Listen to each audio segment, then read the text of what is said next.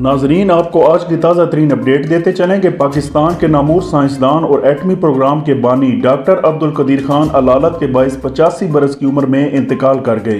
Report के मुताबिक आज सुबह तबीयत बिगड़ने पर इन्हें मकामी हस्पताल मुंतकिल किया गया, ताहम वो जानबर ना हो सके और 85 बरस की उम्र में अपने खालिक हकीकी से जा मिले।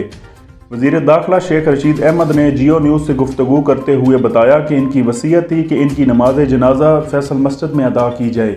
न्यूक्लियर फिजिक्स और metallurgical engineer doctor Abdul Qadeer Khan ने मुल्की दफा को नाकाबिल तस्खीर बनाने में नुमायां किरदार अदा किया। इन्होंने यूरोपीय मुल्क हॉलैंड से मास्टर्स ऑफ साइंस जबकि बेल्जियम से डॉक्टरेट ऑफ इंजीनियर की डिग्रीज हासिल की। इन्होंने बैरून मुल्क तालीम हासिल करने के बाद वतन वापसी पर 1976 में इंजीनियरिंग रिसर्च लेबार्ट्री में शमूलियत इख्तियार की।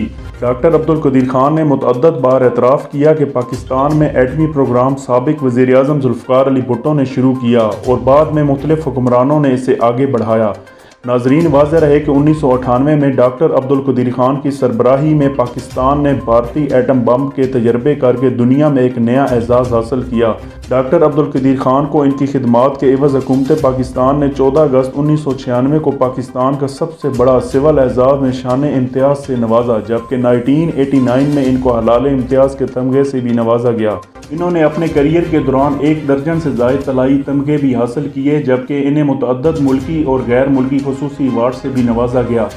नाजरीन, हमारी आज की वीडियो अगर आपको पसंद आए तो हमारे चैनल को ज़्यादा से ज़्यादा सब्सक्राइब करें ताकि हमारी नई आने वाली वीडियोज़ की नोटिफिकेशन आप तक आसानी के साथ पहुँच सके। शुक्रिया।